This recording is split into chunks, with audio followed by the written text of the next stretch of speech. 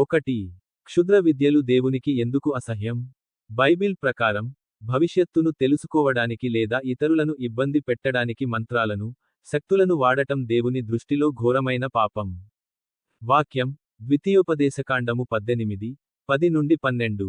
వివరణ: ఈ వచనాల్లో దేవుడు స్పష్టంగా చెబుతున్నారు, శకునముగాని, ముహూర్తములను గాని చూసేవారు, మంత్రగాళ్ళు, కర్ణపిశాచిని అడిగేవారు దేవునికి హేయమైనవారు. మనిషి తన సమస్యలకు పరిష్కారం కోసం సృష్టికర్తను వదిలి అపవిత్ర శక్తుల దగ్గరకు వెళ్లడం వల్ల దేవుని ఆశీర్వాదం కోల్పోతాడు. 2. తాయెత్తులు మరియు దారాల వెనుక ఉన్న అసలు సత్యం. చాలామంది తమను తాము రక్షించుకోవడానికి తాయెత్తులు, అమ్యులెట్స్ లేదా రక్షరేకులు కట్టుకుంటారు. కాని ఇవి కేవలం భ్రమ మాత్రమే. వివరణ: మనిషి చేతితో చేసిన వస్తువు ఏదీ మనిషిని కాపాడలేదు.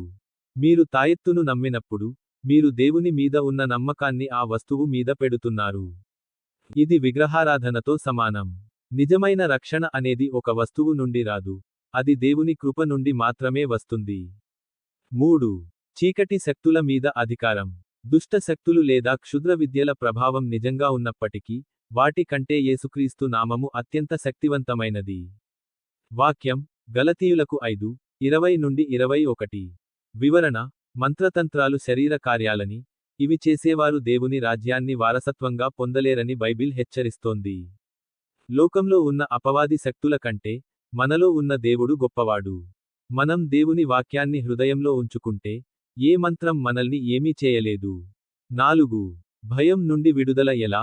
నేను తాయెత్తు కట్టుకోకపోతే ఏదైనా అవుతుందేమో అనే భయం అపవాది పెట్టేది. పరిష్కారం: ప్రార్థన. ప్రతిరోజూ ప్రార్థన చేయడం వల్ల దేవుని కాపుదల లభిస్తుంది.